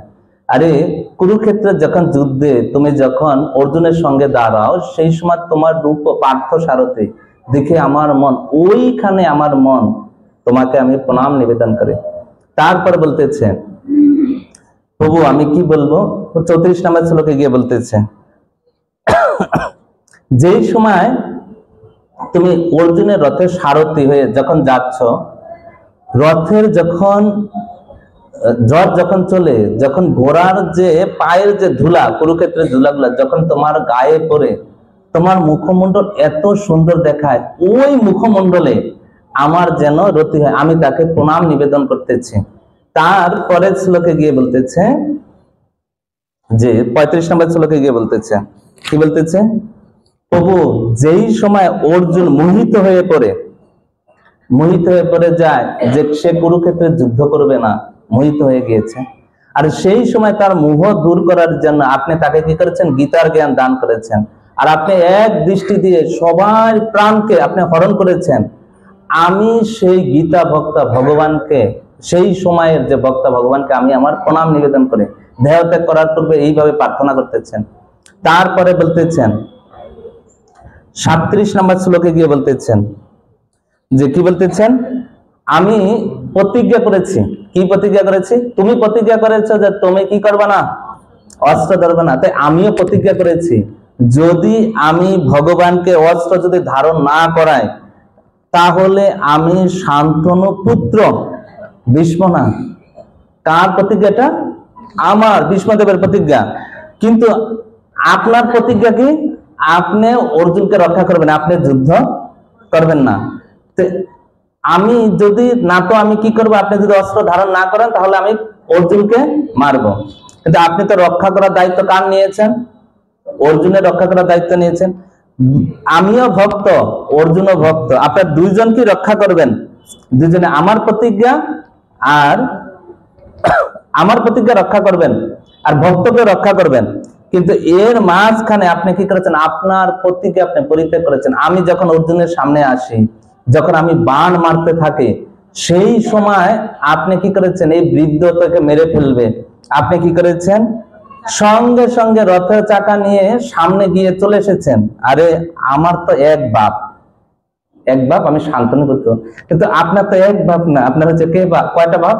দুইটা বাপ। কেউ বলে নন্দ মহারাজের পুত্র, কেউ বলে বসুদেবের পুত্র। আপনার তো দুইটা বাবা আছে, এই জন্য আপনার প্রতিজ্ঞার কোনো সমস্যা নাই। একবার যদি কৃষ্ণ যদি প্রতিজ্ঞা করে, আমি যদি কুরুক্ষেত্রের যুদ্ধের ধরি, কি বলে, অস্ত্র ধরি, তাহলে আমি বসুদেবের পুত্র না, তাহলে তো আরেকজনের পুত্র তো আপনি। কিন্তু আমার তো কোনো বাপ নেই, আমার তো একটাই বাপ। আমার প্রতিজ্ঞা রক্ষা করার জন্য আপনি কি করেছেন? আপনার প্রতিজ্ঞা পরিত্যাগ করেছেন। প্রভু আপনি কি করেছেন? এসেছেন। ওই সময় আমি আপনার বক্ষে বাণ মেরেছি, ওই সময় আপনার গা থেকে যখন কবচ ছিঁড়ে গিয়ে আপনার গা থেকে যখন রক্ত বের হয়, এই রূপকে আমি আমার প্রণাম নিবেদন করি। দেখেন, ঘুরে ফিরে ভগবানের যে ইয়াতে যে রূপ, যুদ্ধক্ষেত্রে যে রূপ, এই রূপেই পিতামহ ভীষ্মদেব শুধু প্রণাম নিবেদন করতেছে, প্রণাম নিবেদন করছে। প্রভু আর কি বলবো আমি, আপনি যখন বৃন্দাবনে গোপীদের সাথে যখন রাসলীলা করেছেন, তা আপনার হাঁটা, আপনার চলা, সেই সময়ের সেই রূপ, সেই রূপকে প্রণাম নিবেদন করে। শুধু তাই নয়, যখন রাজসূয় যজ্ঞ হয়, ওই যজ্ঞতে আপনি কি করেছেন? এগুলো এখানে আলোচনা করে গিয়েছে, আমি বলে যাচ্ছি। রাজসূয় যজ্ঞের সময় আপনি, সেই সময় আপনাকে সিংহাসনে বসানো হয়, অগ্র আপনাকে পূজা করে। আর সেই সময় শ্রেষ্ঠ ব্যক্তির পূজা করা হয়। সেই সময় সবাই আপনার প্রশংসা করে, একে এত সুন্দর, ব্রহ্মাজি তার সমস্ত কলা কৌশল দিয়ে সব একে তৈরি করতে শেষ করেছে। আরে লোক কিভাবে বুঝবে? এ তো ব্রহ্মাজির সৃষ্টির বাইরের সৃষ্টি। আমি সেই রূপকে প্রণাম নিবেদন করি। এই কথা বলে পিতামহ ভীষ্মদেব তার দেহ পরিত্যাগ করেন। পিতামহ ভীষ্মদেব কি যখন পরিত্যাগ করেন, সেখানে যত বক্তা আছে, যত দেবর্ষি, ব্রহ্মর্ষি, ব্রাহ্মণ যারা আছে, সবাই চুপ হয়ে গেছে। কি রকম ভাবে দেহত্যাগ! ভগবানকে দেখে দেখে দেখে দেখে প্রণাম করে দেহত্যাগ করছে। আরে সবাই চুপ হয়ে গেছে। যেরকম পাখিরা সূর্য ডুবে গেলে পাখিরা কি করে? ডাকা বন্ধ করে দেয়, তেমনি সবাই চুপ হয়ে গেছে। আবার যখন সূর্য ওঠে, তখন কি হয়? পাখিরা আবার ডাকা শুরু করে। সেই রকম করে সবাই চুপ হয়ে গিয়েছে। ভীষ্মদেবের সেই অদ্ভুত মৃত্যু দেখে সবাই বলতেছে, অনেক, যুধিষ্ঠির মহারাজ তুমি অনেক মহিমান্বিত, তুমি এরকম মোহিত হয়ে, তুমি এরকম বিমোহিত হয়ে। যুধিষ্ঠির মহারাজ কি হয়েছে? চিন্তিত ছিল না? তুমি এই রকম ভাবে সামনে পিতামহ ভীষ্মদেবের কাছে কাকে নিয়ে এসেছো? ভগবানকে নিয়ে এসেছো। এইভাবে পিতামহ ভীষ্মদেব ভগবানকে দর্শন করে করে দেহ রেখেছে তোমার কারণে। এইরকম বলে যুধিষ্ঠির মহারাজ এবং ভীষ্মদেবের গুণগান করে, এবং পিতামহ নয়, ভগবান কৃষ্ণকে প্রণাম নিবেদন করে, তাকে স্মরণ করে, সমস্ত যারা ঋষিরা যারা এসেছে, তারা সবাই এক এক করে তাদের আশ্রমে চলে যায়। এরপর কি করে? যুধিষ্ঠির মহারাজ হস্তিনাপুরে চলে আসে। আর হস্তিনাপুরে আসার পরে পিতা যে ধৃতরাষ্ট্র, তাকে এবং গান্ধারী মাকে সান্ত্বনা দেয় এবং ভাইদের দ্বারা এবং কৃষ্ণের অনুমতি চেয়ে রাজ্য শাসন করে। এইবার তো রাজ্য শাসন করেছে, এইবার তো এখন ভগবানের কোথায় যাইতে হবে? দ্বারকা যেতে পারবে। তো ভগবান বলতেছে দেখো এইবার আমাকে যাওয়ার জন্য দাও। কেউ তো একটা বিবাহ করে এক স্ত্রী, সে এক স্ত্রী ছাড়া থাকতে পারে না, আর আমার তো 16,108, আমি কিভাবে থাকবো? ঠিক আছে, ভগবান বলতেছে এইবার আমাকে যেতে দাও। কোথায়? এইবার দ্বারকা যেতে দাও। তো দশম অধ্যায়ে তো বলতেছে 11 আর 12 নম্বর শ্লোকে বলতেছে, দশম অধ্যায় 11-12 নম্বর শ্লোকে কি বলতেছে? সুত গোস্বামী বলতেছেন দেখুন এখানে, কেউ যদি সাধু সঙ্গ করে, সকল উচ্চস্বরে বলি হরে কৃষ্ণ, কেউ যদি সাধু সঙ্গ করে তাহলে সেই সঙ্গ সারতে পারে না। 10 আর 12 নম্বর শ্লোকে, 11 থেকে 12 নম্বর শ্লোকে বলছে কেউ যদি এটা সুত গোস্বামী বলতেছেন, কেউ যদি সাধু সঙ্গ করে এবং ভগবানের লীলা মাধুর্য শ্রবণ করে, সে কখনো বারবার ভগবানের কথা শ্রবণ করতে চায়, সে কখনো ছাড়তে চায় না। আর যারা ভগবানের সাথে মিশেছে, কারা মিশেছে ভগবানের সাথে? পাণ্ডবরা। ভগবানের সাথে কথা বলছে, বিহার করছে, দর্শন করছে, সেই পাণ্ডবরা কিভাবে ভগবানকে ছাড়বে? তাদের মনে কিরকম কষ্ট হতে পারে, তাদের বিরহ কি বলবো সেই কথা। প্রতিদিন তাদের কথা, আমরা যদি ভাগবত কথা শ্রবণ করতে বসি, প্রতিদিন শ্রবণ করতে চাই, প্রতিদিন শুনতে চাই, ছাড়তে চাই না আমরা। আর আজকে ভগবান চলে যাচ্ছে, যে ভগবান সামনে, তারা কি ছাড়তে পারে না? তারা কি করতেছে? তারাও এরকম, ভগবান চলে যাবে তাই তারা কান্না করতেছে, কিন্তু চোখ দিয়ে জল পড়তেছে না। কেন? জলকে আটকিয়ে রাখতেছে। কেন? যাত্রা পথে কান্না করা যাবে না, তাহলে এটা অশুভ লক্ষণ। যদি পড়ে, ভগবান গণিতায় রাধা মাধব লক্ষ্মী নারায়ণ অষ্ট সুখী বৃন্দ কি। তো এই জন্য তারা কি করেছেন? চোখে জল আটকে রেখেছেন এবং সেই সময় কান্না করতেছে না। কৃষ্ণকে বিদায় দিবে অশুভ কারণে তারা সেখানে কি করতেছে? মৃদঙ্গ বাজতেছে, শঙ্খ বাজতেছে, দুন্দুবি বাজতেছে, নানা রকমের এই বাজনা বাজতেছে, আর এইভাবে বাজতেছে। আর পণ্ডিতরা কি করতেছেন? স্বস্তি মন্ত্র বলতেছেন। আর উদ্ধব সার্থকী তারা কি করতেছেন? পুষ্প বর্ষণ করতেছেন। আর সুন্দরভাবে অর্জুন কি করতেছেন? ভগবান সঙ্গে যাচ্ছেন। আর কৃষ্ণ হস্তিনাপুর ছেড়ে কোথায় যাচ্ছে? দ্বারকায় যাচ্ছে। ওই সময় কুরুকুলের যারা কুলবধূ আছে তারা কোথায় আছে? ছাদের উপরে। ওরা কিন্তু কোথায় যাইতে পারতেছে না, রাস্তায় বের হতে পারতেছে না। তারা ছাদের উপরে থেকে কৃষ্ণকে দর্শন করতেছে। আর দর্শন করে মাতাজিরা একসাথে কি কথা আলোচনা করে, আজকে আমরা সেটা আলোচনা করবো। যে একটা মাতাজি একত্র হলে কি বলে? সকল উচ্চস্বরে বলি হরি বল, আরে যারা বলে হরি বল, হরি বল। দেখেন একজন মাতাজি একত্র হলে, একজন মাতাজি কি অনেক মায়েরা একত্র হলে তারা কি কথা আলোচনা করে, আজকে আমরা শুনবো। কে যাইতেছে? দ্বারকাতে যাইতেছে কে? কৃষ্ণ হস্তিনাপুর থেকে দ্বারকা যেতেছে। এমন সময় ছাদের উপরে কুরু বংশের যে রমণীরা আছে, স্ত্রীরা আছে, যারা কোথায় যেতে পারে না, রাস্তায় যেতে পারে না, ওরা ছাদের উপরে থেকে কি কথা বলতেছে দেখুন। এত সুন্দর আলোচনা করেছে। ওই আলোচনা শুনে শ্রুতি মানে এই শাস্ত্র আর বেদ, তারা পর্যন্ত তাদের গুণমহিমা করছে, তা সাড়া দিয়েছে। শুধু তাই নয়, তারা বলতেছে ভগবান কৃষ্ণ এর প্রতি আকৃষ্ট হয়েছে। কি বলছে? সুত গোস্বামী সেই স্থিতির কথা বলতেছেন। কি বলতেছেন দেখেন, মায়ের একত্রে বলছে, আরে সখী, এ সেই পুরুষ। কি পুরুষ? এর থেকে সবকিছু সৃষ্টি হয়। কে বলতেছে এটা? ওই রমণীরা বলতেছেন, এর থেকে সবকিছু সৃষ্টি হয়, এই সবকিছু পালন করে, এই সবকিছু সংহার করে। আর এ যখন প্রলয় হয়, সবকিছু যখন লয় প্রাপ্ত হয়, এর ভিতরে সব গিয়ে প্রবেশ করে। এ যখন পুনরায় সৃষ্টি করতে চায়, তখন পুনরায় তার প্রতি দৃষ্টি দেয়, সেখান থেকে প্রধান সৃষ্টি হয়। আর ওইখান থেকে তার দৃষ্টিপাতে বলে প্রকৃতি সৃষ্টি করে প্রধান রূপে। আর ওই সময় ব্রহ্মাজি পঞ্চ মহাভূত অহংকারের মাধ্যমে এই জগৎ তিনি সৃষ্টি করেন, এই সমস্ত সবকিছু সৃষ্টি করেন। কে বলতেছে এসব কথা?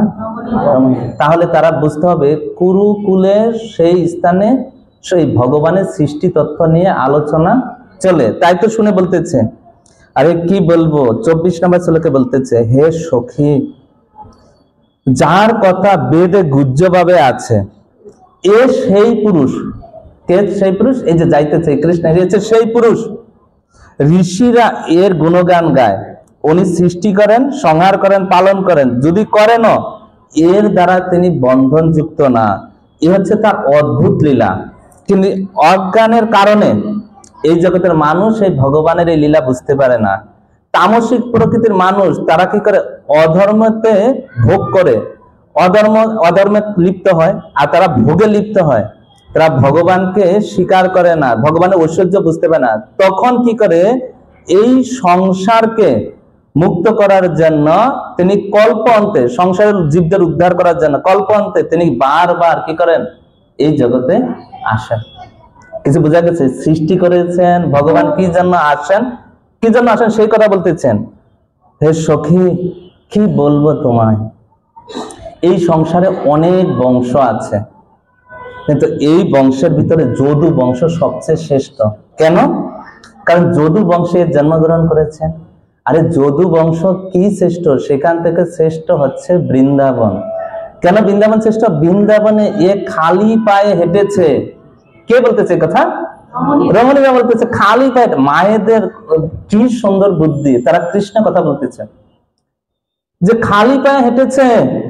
আরে একবার শুধু ভগবানের চরণ দিয়ে একটু জল এসেছে, ওই জল গঙ্গা হয়েছে, আর ওই গঙ্গা সমস্ত ব্রহ্মাণ্ড কিরকম হচ্ছে? সত্যলোক, স্বর্গলোক, এই ভূলোক, ত্রিলোক পবিত্র করেছে।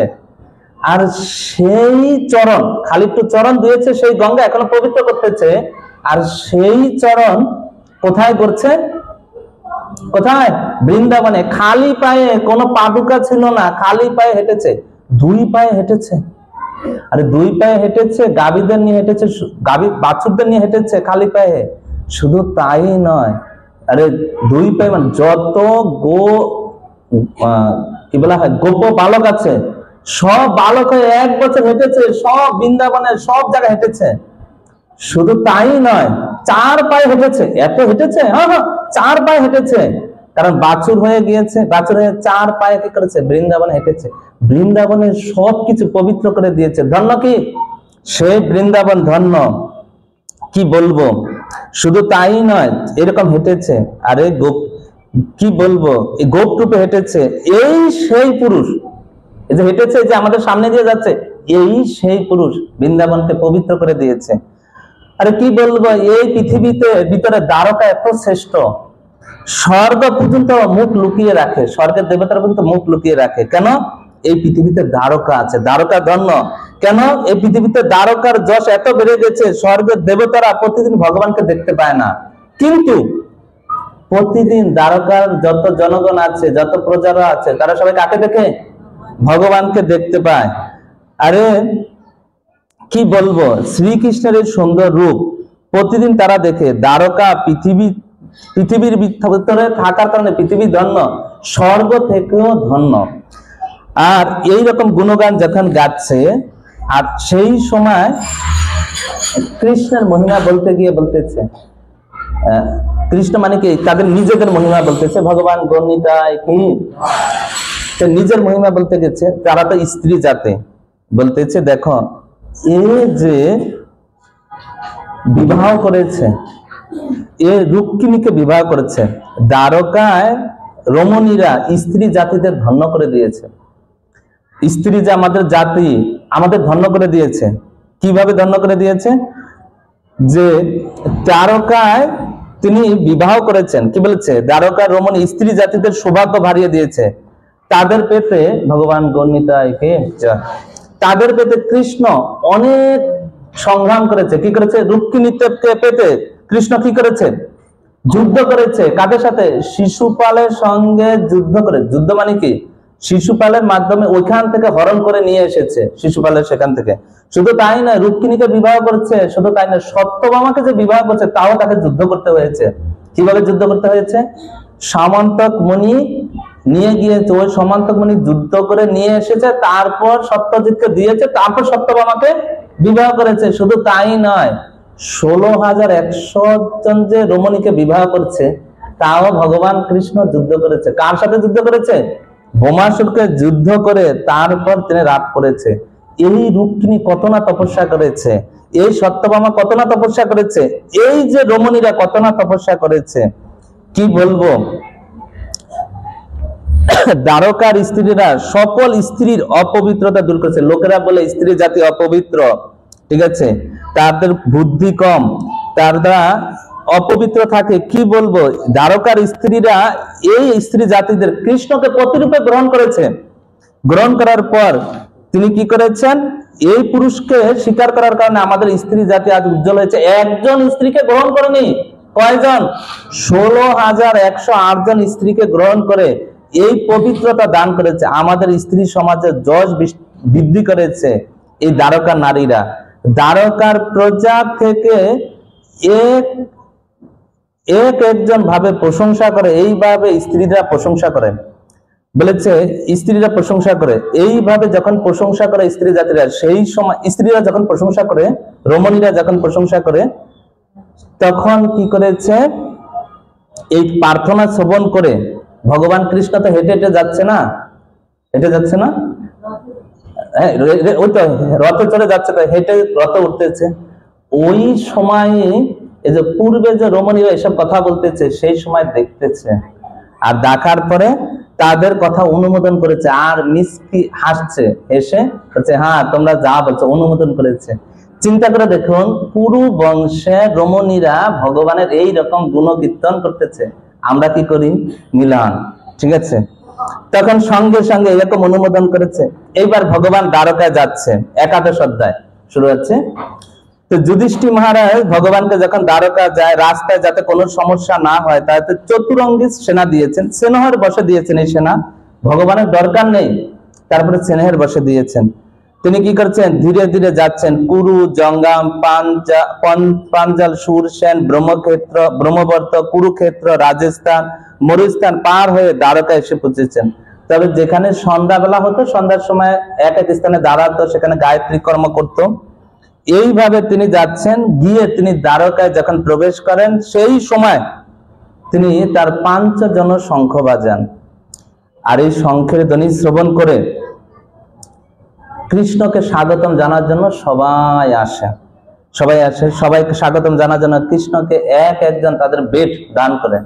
তো ভগবানের এসব লাগে না, কিন্তু সবাই দিচ্ছে। কেন দিচ্ছে? যেমন সূর্যকে দীপ দান করার কোনো প্রয়োজন নেই, সূর্যকে দীপ দান করে সূর্যকে পূজা করার জন্য, তুমি ভগবানকে দিচ্ছে ভগবানকে পূজা করার জন্য।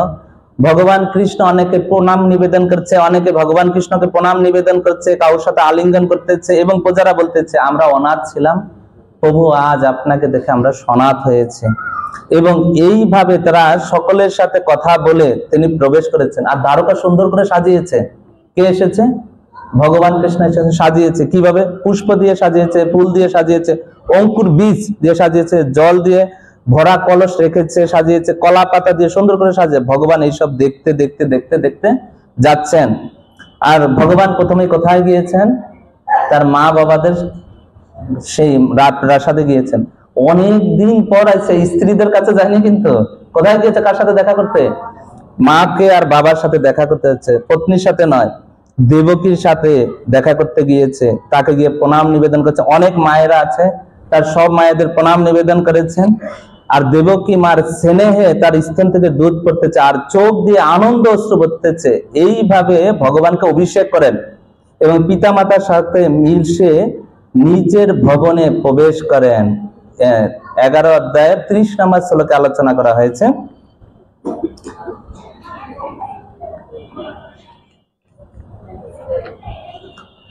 ত্রিশ নম্বর শ্লোকে কি করছে? তিনি যে প্রবেশ করেন, ভগবান একবারে সবার ঘরে চলে যান। 16,108 জন যে পত্নী, একবারই তিনি প্রবেশ করেন। একজন একজন নয়, এখন প্রবেশ করেছে এখন এরকম নয়, একবারে সবার গৃহে গিয়েছেন। যাওয়ার পরে সব স্ত্রীরা অনেকদিন পর দেখেছে, তাদের মনে অনেক আনন্দ অশ্রু পড়তেছে। তারা স্ত্রী যখন ছিল না, স্বামী যখন ছিল না, কৃষ্ণ এতদিন তো ছিল না, না থাকার কারণে তারা সাজেনি, কিন্তু আজকে কৃষ্ণ এসেছে সাজতে পারেনি, এইরকম অবস্থায় তারা দর্শন করেছে, লজ্জাবশত সামনে আসেনি। ভগবানকে দেখে তাদের চোখ দিয়ে জল পড়তেছে, আর যখন পড়তেছে লক্ষ্মী দেবী যার চরণ ছাড়তে পারে না সেই ভগবান আচ্ছা কার কাছে এসে গেছে, গৃহে চলে এসেছে, আনন্দে সবাই কান্না করতেছে। সুত গোস্বামী বলতেছেন, এটা বলে শেষ করেন এই অধ্যায় 36 নম্বর শ্লোকে বলতেছেন যে ভগবান যদি সংসারও করে থাকে এদের প্রতি ভগবান আসক্তি ছিল না। বলছে রুক্মিণী দেবী এত সুন্দরী ছিল, রুক্মিণী দেবী সুন্দরের কথা বলতেছে, এত সুন্দর ছিল। তো কৃষ্ণ রুক্মিণী দেবীকে যখন হরণ করে, কিভাবে রুক্মিণী দেবী দেবী মন্দিরে যায়, আর রুক্মিণী দেবীকে পাহারা কে দিচ্ছে, কে দিচ্ছে? শিশুপাল, শিশুপালের সাথে যারা আছে রাজারা, তারা পাহারা দিচ্ছে। তো রুক্মিণী দেবীকে নেওয়ার জন্য কৃষ্ণ এসেছে, এটা শুনেছে। তো কৃষ্ণ আর কোথায় আছে দেখার জন্য তিনি কি করেছেন, তার মাথার কাপড়টা সরিয়ে একটু দেখতেছে। এই যে একটু দেখেছে রুক্মিণী দেবীর রূপ, এটা দেখে ওইখানে শিশুপাল হতে শুরু করে যত সৈনিকরা আছে সবাই দেখে মোহিত হয়ে সব নিচে পড়ে গেছে। যুদ্ধ করা লাগে না, এত সুন্দর ছিল। আর যুদ্ধ করা না, সঙ্গে সঙ্গে ভগবান এসে রুক্মিণী দেবীকে নিয়ে সঙ্গে সঙ্গে চলে গিয়েছে। কোথায় নিয়ে চলে গেছে? কোথায়? হস্তিনাপুরে। হস্তিনাপুর না, দ্বারকাতে নিয়ে যাচ্ছে। যখন নিয়ে যাচ্ছে তো বলছে এত সুন্দরী ছিল, কিন্তু কৃষ্ণ তাদের দ্বারা মোহিত হয়নি, তিনি তাদের সংসার করেছেন। এই বর্তমান লোকেরা কৃষ্ণের সংসারকে নিজেদের মতো বলে মনে করে, কিন্তু না, কৃষ্ণের এইরকম নয়, মূর্খের এটা মনে করে। সুত গোস্বামী বলেন কৃষ্ণের চিত্ত এই রমণীরা আকর্ষণ করেনি। যখন কৃষ্ণ রুক্মিণী দেবীকে ডাকে তখন তিনি ডাকে রাধে বলে ডাকে। আর রুক্মিণী দেবী এরা ভাবে বৃন্দাবনের বৌদ্ধ গোপিকারা কৃষ্ণকে কি এমন করেছে, আমরা রূপে তাকে পাগল বানাতে পারতেছি না, আমাদেরকে তারা রাধে, ললিতা, বিশোকা বলে তাকে ডাকে, রুক্মিণীকে ডাকে রাধে বলে ডাকে। এই রকম কৃষ্ণকে তারা আকর্ষণ করতে পারেনি। ব্যবহারে কৃষ্ণ সংসার করতেছে, কিন্তু ভগবান কখনো, ভগবান নিত্য পত্নীদের সঙ্গে এইভাবে বিহার করতেছে, কিন্তু আসক্ত ভাবে না। এই কথা বলার পরে এই রকম বলে এইবার পরীক্ষিত মহারাজের জন্মের কথা বলা শুরু হবে। পরীক্ষিত মহারাজের জন্ম পরের অধ্যায়। এটি কিন্তু প্রশ্ন ছিল না, আমরা পরীক্ষিত মহারাজের জন্মের কথা শুনতে চাই, এই বলতে গিয়ে তো এই এত কিছু আলোচনা হয়ে গিয়েছে। পরীক্ষিত মহারাজের জন্ম সম্পর্কে বলতে গিয়ে বলতেছে, পরীক্ষিত মহারাজের জন্মের কথা বলতে গিয়ে সুত গোস্বামী বলেন মহারাজ যুধিষ্ঠির খুব সুন্দর মতো রাজ্য শাসন করেন, তার শাসনে কোনো কম ছিল না। শৌনক ঋষিরা বলেন, ওই যে প্রথম শ্লোকে বলতেছে যে অশ্বত্থামা যে ব্রহ্মাস্ত্র নিক্ষেপ হয়েছে উত্তরা দেবীর গর্ভে, যে সন্তানটি গর্ভেতে বিনষ্ট হয়েছিল ওই সন্তানকে যে ভগবান রক্ষা করেছে, আমরা তার জন্মের কথা, তার কথা শুনতে চাই। সে তো ভগবানের কথা, সে তো ভাগবত কথা শ্রবণ করছে, কার কাছে? সুখদেব গোস্বামীর কাছে, আমরা তার কথা শুনতে চাই। হ্যাঁ, তখন শৌনক ঋষির প্রশ্ন করলে তখন সুত গোস্বামী বলেন হ্যাঁ আমি সেই কথাই বলবো। ঠিক আছে, এখন সুখদেব গোস্বামীর সেই কথাই বলবো। বলতেছে ধর্মরাজ যুধিষ্ঠির খুব সুন্দরভাবে রাজ্য শাসন করেন, তার এত সুন্দর রাজ্য শাসন করেন, ভগবান কৃষ্ণকে সন্তুষ্ট করার জন্য যজ্ঞ করেন, তার ধন সম্পদ রাজ্য অনেক সুন্দরভাবে চলে। ভগবান এই রাজ্য তাকে আকর্ষণ করেনি, তার মন কোথায় রেখেছে? ভগবানের দিকে আকর্ষণ করা আছে। তো ওই বালক মাতৃ গর্ভে কৃষ্ণের দ্বারা রক্ষিত হয়েছে। যখন অনুকূল সময় হয়, যখন সমস্ত গ্রহ নক্ষত্র অনুকূল সময়, ওই সময় এই বাচ্চার জন্ম হয়। আর যখন জন্ম হয় একেবারে তার জন্মের সময় তাকে মনে হচ্ছে, সবাই মনে করেছে যে পাণ্ডু রাজা জন্মগ্রহণ করেছেন। সেই তেজস্বী পাণ্ডু রাজা অনেক সুন্দর ছিল, পাণ্ডু রাজা জন্মগ্রহণ করেছে, এটা বলতেছে সেমন তেজস্বী নিয়ে জন্মগ্রহণ করেছে। সাক্ষাৎ পাণ্ডু রাজা এসে গেছে। বলেছে পুত্র যুধিষ্ঠির মহারাজ যখন শুনেছে তার পুত্র জন্মগ্রহণ করেছে, সঙ্গে সঙ্গে আনন্দে কৃপাচার্যকে ধর্মনীতি সমস্ত ঋষিদের স্বস্তি মানতে বলতেছে, সবাইকে দান করার জন্য, অর্থাৎ নার যতক্ষণ মধ্যে ছেদন না হয় ওই সময় জাতকর্ম অনুষ্ঠান করার সময় ওই সময় সবাইকে দান করতেছে। বাচ্চা কেন কি কি দান করেছে? সুবর্ণ দান করেছে, গাভী দান করেছে, পৃথিবী দান করেছে, হাতি ঘোড়া সবকিছু দান করেছে। দান করার পর ব্রাহ্মণদের সন্তুষ্ট করেছে এবং যুধিষ্ঠির মহারাজ বলতেছে এই বাচ্চাকে আপনি আশীর্বাদ করুন, সমস্ত ঋষিদের সবাইকে বলতেছেন। তখন কুরুকুলের শিরোমণি বলতেছে এই বাচ্চা হচ্ছে কুরুকুলের শিরোমণি বাচ্চা, কারণ কুরুকুলে তো শেষ প্রদীপ না, কে? এই পরীক্ষিত, আর তো নাই তো কেউ, এই বংশের যশ বৃদ্ধি করবে। তখন বলতেছে তার নামকরণ করতেছে, বলছে এ বিষ্ণুর দ্বারা রক্ষিত হওয়ার কারণে এর নাম হচ্ছে বিষ্ণুরাত। বিষ্ণুর দ্বারা রক্ষিত হয়েছে, কার দ্বারা রক্ষিত হয়েছে? কৃষ্ণের দ্বারা রক্ষিত হয়েছে। বলেছে কৃষ্ণের আরেকটা নামই হচ্ছে বিষ্ণু, অর্থাৎ কৃষ্ণ রথে ছিল আবার উত্তরা দেবীর গর্ভে ছিল, এটাই বিষ্ণুর কার্য করেছে। তো বলেছে যুধিষ্ঠির মহারাজ বললেন ঠিক আছে এর কুণ্ডলী সম্পর্কে বলেন, এর নাম তো বিষ্ণুরাত, এর কুণ্ডলী সম্পর্কে বলেন। এইবার কুণ্ডলী সম্পর্কে বলতেছে এই পরীক্ষিত মহারাজের ভিতরে সমস্ত গুণ এই একজন রাজার ভিতরেই আছে। এর পরবর্তীতে খালি গুণগুলাই বলা হবে, গুণগুলাই বলা হবে, আমি লিখে নিচ্ছি। বলেছে এ হবে ইক্ষ্বাকু যে রাজা আছে, ওই সম্রাট আছে, সেই রকম প্রজা রক্ষক হবে। দশরথ, আপনার পরবর্তী শ্লোকগুলোতে এগুলো সব আছে। এ হবে দশরথ নন্দ, ভগবান রামচন্দ্রের মতো তেজস্বী হবে। ঠিক আছে, আপনারা দেখুন কত 21 নাম্বার, 22 নাম্বার, 23 নাম্বার, 24 নাম্বার, এইরকম 27 নাম্বার শ্লোক পর্যন্ত আছে। বলছে এ দশরথ নন্দ এবং ভগবান রামচন্দ্রের মতো তেজস্বী হবে, সত্য প্রতিজ্ঞা হবে এবং ব্রাহ্মণদের হিত সাধন করবে। শিবী মহারাজের মতো উদার হবে। সমস্ত গুণ এই এক রাজা পরীক্ষিত মহারাজের ভিতরেই আছে। ধনুর্ধারীর মধ্যে কিরকম কার মতো হবে? সহস্র যে অর্জুন আছে, সহস্রধারী অর্জুন যে আছে ওই অর্জুনের মতো হবে, এবং দাদা যে অর্জুন আছে এই অর্জুনের মতো হবে। আর এই অগ্নির মতো তেজস্বী হবে, সমুদ্রের মতো গম্ভীর হবে, সিংহের মতো বিক্রমশালী হবে, হিমালয়ের মতো সুমহান হবে, ধরিত্রীর মতো ধৈর্যশীল হবে, পিতা মাতার মতো মহান হবে, সুমহান হবে। আর পিতামহ ব্রহ্মা, ব্রহ্মা যে আছে না, তিনি কি করেন? সৃষ্টি করেন। ব্রহ্মার সমতুল্য হবে। আর শঙ্কর, শঙ্কর মানে কে? শিব ঠাকুর। এই শঙ্করের মতো কৃপালু হবে, আশ্রয় দিবে যে ভগবান বিষ্ণু, বিষ্ণুর মতো আশ্রয় দিবে। সমস্ত গুণ ব্রহ্মা, বিষ্ণু আর মহেশ্বর সব গুণ কার ভিতরে? এই পরীক্ষিত। এবং কি এর সদ্গুণ, কৃষ্ণের যত সদ্গুণ আছে সব এর ভিতরে আছে। কারা বলতেছে? এগুলা ঋষিরা বলতেছে।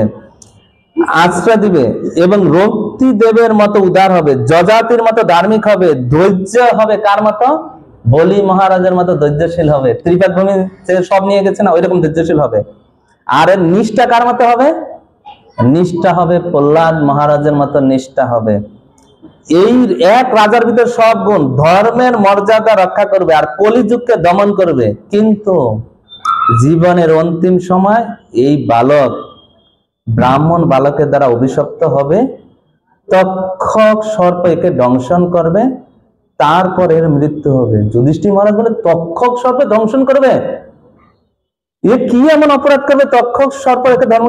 তা যুধিষ্ঠির মহারাজ যখন এই কথা বলবে, ব্রাহ্মণের সাপ তক্ষক রাজা দংশন, বলতেছে এটার জন্য আপনার শোক করা দরকার নেই। এই যখন ব্রাহ্মণ রেখে যখন অভিশাপ দিবে, তখন ব্যাসদেবের পুত্র সুখদেব গোস্বামীর মুখে এই শ্রীমৎ ভাগবত কথা শ্রবণ করবে গঙ্গার তীরে বসে। আর ভাগবত কথা শ্রবণ করে দেহ ত্যাগ করে সে ভগবত ধামে ফিরে যাবে। সে ভগবত ধামে চলে যাবে। আর যে মৃত দেহ তাকে সে তক্ষক কি করবে? দংশন করবে। এর জন্য চিন্তা করা দরকার নাই। এই কথা শোনার পর তখন কি করেছে? এই কথা যখন শুনেছে, শোনার পরে যুধিষ্ঠির মহারাজ এইবার শান্ত হয়েছে। ঠিক আছে, ভগবানের দামে তো যাবে, চিন্তা নেই। তখন ব্রাহ্মণরা দেখতে পাচ্ছে এই বাচ্চা খালি চারদিক পরীক্ষা করতেছে, কি পরীক্ষা করতেছে, কি পরীক্ষা করতেছে, কি পরীক্ষা। কিন্তু সে পরীক্ষা করতেছে কি? ওই যে গর্ভে থাকতে যেটা দেখেছে কৃষ্ণকে, সে কোথায়, সে কোথায়, কাকে? কৃষ্ণকে। ও কোথায়, ও কোথায়, এত পরীক্ষা করতেছে, এত পরীক্ষা করতেছে। তখন কি করছে? ঋষিরা বলতেছে বলতেছে ব্রাহ্মণরা বলতেছে এ তো পরীক্ষা করতেছে এইরকম ভাবে, তাই এর আরেকটা নাম হচ্ছে পরীক্ষিত। ঠিক আছে, বলেছে এই বালকের নাম রাখা হয় পরীক্ষিত, আরেকটা নাম হচ্ছে বিষ্ণুরাত। এই পরীক্ষিতের জন্ম হয়ে গেছে। আরেকটা অধ্যায় বলবো, 8টা তো বেজে গেছে। সকল উচ্চস্বরে বলে হরে কৃষ্ণ। আরেকটা অধ্যায় বলে তারপর শেষ করে দেব। পরের অধ্যায় এটা আচ্ছা, ধৃতরাষ্ট্র গৃহত্যাগ করেছেন, তো কার জন্ম হয়ে গিয়েছে? পরীক্ষিতের জন্ম হয়ে গিয়েছে। কিন্তু জন্ম হওয়ার পরে এটা বলা শুরু করে দিয়েছে সুত গোস্বামী। সুত গোস্বামী এই কথা বলেন যে 35 বছর ভারতবর্ষ ভ্রমণ করেন কে? মহাভারতের যুদ্ধ শেষ, মহারাজ যুধিষ্ঠির রাজ্য শাসন করেন, শ্রীকৃষ্ণ কি করেছেন? ভগবত ধামে চলে যান। কে? বিদুর 35 বছর পর্যন্ত ভ্রমণ করে। কিন্তু বিদুর কি করে? বৃন্দাবনে যান, বৃন্দাবনে গিয়ে কাকে দর্শন করেন? বৃন্দাবনে এখানে বিদুর যে গৃহে আসে এখানে, আর এই অধ্যায়ে বিদুর যে গৃহে আসে, গৃহে যে আসে কিভাবে আসে বিদুর, কিন্তু এটা আমরা 3য় স্কন্ধে যখন আলোচনা করে জানতে পারবো। কুরুক্ষেত্রে যখন যুদ্ধ হয়, সকল উচ্চস্বরে বলি হরে কৃষ্ণ। কুরুক্ষেত্রে যখন, এখন কিন্তু যুদ্ধ শেষ, পরীক্ষিতের জন্ম হয়েছে, আমরা এটা আলোচনা করছি। কিন্তু এখানে যে বিদুর যে গৃহে এসেছে, এই অধ্যায়ে বিদুর গৃহে আসার পিছনে কারণ হচ্ছে বিদুর গৃহে ছিল না। কারণ কুরুক্ষেত্রে যখন যুদ্ধ হয়, যুদ্ধ হওয়ার আগে বিদুরজি এই রাজাদের বুঝান, ধৃতরাষ্ট্রকে বুঝান, তারপর দুর্যোধনকে বুঝান যুদ্ধ করা দরকার নেই, সবাই মিলেমিশে যাও। ওই সময় দুর্যোধনের কথায় বিদুর মনে কষ্ট পান, পেয়ে তিনি গৃহ পরিত্যাগ করে তীর্থ দর্শনে চলে যান, যে আমি কি করব না, আমি যুদ্ধের ভিতরে নাই। যখন তীর্থ দর্শনে যান, 35 বছর তীর্থ দর্শন করেন। আর যখন তীর্থ দর্শন করে ভ্রমণ করেন, ওই সময় বিভিন্ন স্থান ঘুরে তিনি জানতে পারেন যে যুধিষ্ঠির মহারাজ রাজ সিংহাসনে বসেছে, ভগবান কৃষ্ণ কি করেছে? স্বধামে চলে গিয়েছে। আর তিনি বৃন্দাবনে যান, সেখানে গিয়ে উদ্ধবের সাথে দেখা হয়। উদ্ধব বলে ভগবান কৃষ্ণ চলে গিয়েছে। আর যখন চলে যায়, এটা শোনার পরে বলতেছে ভগবান চলে গেলে আপনার জন্য কিছু রেখে যায়, আপনার জন্য ভাগবত রেখে গিয়েছে। তো কার কাছে রেখে গিয়েছে? মৈত্রী ঋষির কাছে রেখে গিয়েছে। আপনি মৈত্রী ঋষির কাছে যান, তার কাছে ভাগবত শোনেন। তখন হরিদ্বারে গিয়ে ভাগবত কথা শ্রবণ করে, শ্রবণ করার পর 3য় স্কন্ধ, 4র্থ স্কন্ধ, 4র্থ স্কন্ধের শেষে রাজা প্রাচীন বহির, আর হচ্ছে কে? প্রাচীন বহিরের কথা। আর কার কথা শোনে? আর যে প্রাচীন বহির পুরঞ্জনের কথা, হ্যাঁ, এই পুরঞ্জনের কথা আর প্রাচীন বহিরের কথা শুনে নারদ মুনির কি পায়? রাজা প্রাচীন বহির পুরঞ্জনের কথা শুনে উদ্ধার লাভ করে। তখন বলতেছে আরে আমার তো একটা ঝড়ো ভাই আছে। কে? আরে প্রাচীন বহির তো ঝড়ো ছিল না, সে খালি যজ্ঞ করতো, তাকে নারদ মুনি উদ্ধার করেছে। আমার একটা ভাই আছে, সে কে? সে হচ্ছে ধৃতরাষ্ট্র, সে তো অন্ধ, ও হস্তিনাপুরে এখনো পড়ে আছে, ওর 100 ভাই মারা গেছে, তারপরে ও পড়ে আছে, ও নিজেকে উদ্ধার করার কোনো চিন্তা করতেছে না। এই 35 বছর পর ভাইকে উদ্ধার করার জন্য কে গৃহে আইছে? বিদুর এইবার ঘরে আইছে। আর বিদুর যে ঘরে আইছে, যুধিষ্ঠির মহারাজ তো মনে অনেক আনন্দ। কে আইছে? কাকা ঘরে আইছে। কাকাকে স্বাগতম করে ঘরে উঠেছে। আরে কাকা থাকার জন্য আসেনি, কি জন্য এসেছে কাকা? কাকা এসেছে কাকে? ওই যে ভাইকে উদ্ধার করার, ভাইকে ধৃতরাষ্ট্রকে উদ্ধার করার জন্য। বলছে হস্তিনাপুরের নগরে আসে, তাকে স্বাগতম জানায়। তখন বিদুর গৃহে থাকে। সুযোগ বুঝে বিদুর কি করেন? যুধিষ্ঠির মহারাজ তাকে খুব যত্ন করেন, তাকে অনেক কিছু বলেন। তো একদিন, আমরা এটা নিয়ে আলোচনা করব না, একদিন কি করেছেন? সুযোগ পেয়ে ধৃতরাষ্ট্রের কাছে যান। কি বলে, ভাই অনেক হয়েছে। আপনারা 21 নম্বর শ্লোকে দেখুন, বলতেছে ভাই মরেছে, পাণ্ডু রাজা, ভাই মরেছে মানে কি? পাণ্ডু রাজা মরেছে। আরে পিতা মারা গেছে, আরে তোমার 100 পুত্র মরে গিয়েছে, এই শরীর জরাজীর্ণ হয়ে গেছে, তারপরও তুমি গৃহে পড়ে আছো, নিজের গৃহের প্রতি। আরে তুমি কার গৃহে আছো? নিজের গৃহ না, কার গৃহ? যুধিষ্ঠির মহারাজের গৃহে আছো। আরে ভীম, যাকে ভীমকে তুমি, ভীমের হাতে তুমি খাইতেছ, ভীমের হাতে তুমি খাইতেছ না, এই ভীম এক এক করে তোমার 100 পুত্রকে মারেছে। আজ 10 মারছি, কাল 9 মারছি, আজকে 7 মেরেছি, এক এক গনে গনে মারছে। আর যে শতপুত্র মারছে, ওর হাতে তুমি রুটি খাচ্ছ। তোমার লজ্জা করে না? আরে তুমি কুকুরের মতো হয়ে গিয়েছ। কুকুরকে যদি লাঠি দিয়ে পিটায়, আবার যদি ডাকে, আবার কুকুর খাচ্ছে। আর তুমি কি করেছ? কুকুরের মতো হয়ে গিয়েছ। 23 নম্বর ছেলেকে বলছে বহুত হয়েছে, কুকুরের মতো জীবন, গৃহপালিত কুকুরের মতো হয়েছে। এক জায়গায় আঘাত করে আবার ডাকলে কুকুর এসে খায়। যে হাতে দুর্যোধনকে মারছে সেই হাতে রুটি দিচ্ছে। দুর্যোধনকে মারছে না ভীম, আর ওই ভীমই সেবা করতেছে। যুধিষ্ঠির মহারাজ ভীমকে ধৃতরাষ্ট্রের সেবা করার জন্য রেখেছে, ওই সেবা করতেছে। আরে যাদেরকে তুমি লাক্ষাগৃহে রেখেছো, পুরে মারতে চেয়েছো, যাদের স্ত্রীর বস্ত্র তুমি হরণ করতে চেয়েছো, আর যেই ভীমকে তুমি বিষ খাওয়াতে চেয়েছো, আরে আজকে তাদের অর্থে তুমি কি করতেছ? জীবন যাপন করতেছ। তোমার লজ্জা করে না? এত বেঈমান হয়ে করছো, বেঈমানি করছো তাদের সঙ্গে, আর তাদের হাতে তুমি খাচ্ছ। অনেক হয়েছে ভাই, এইবার তুমি কি করো? গৃহ পরিত্যাগ করো। এমন জ্ঞান দিয়েছে রে ভগবান কৃষ্ণ, কুকুর বানিয়ে দিয়েছে কৃষ্ণ। এইবার এই জ্ঞান কি করেছে? তারপর তাকে বুদ্ধি বলছে, দেখো অজ্ঞানে জীবন যাপন করছে, এতে ভুল করলে কোনো সমস্যা নেই, অজ্ঞানতার মাধ্যমে। কিন্তু জেনে শুনে যদি তুমি জীবন যাপন জেনে শুনে যদি করো, তাহলে এটা ঠিক নয়। তুমি এখন তোমার হুঁশ হয়েছে, এখন তুমি ভক্তি করো, তুমি ভক্তি করো, তুমি নরোত্তম, এখন তুমি করতে পারো।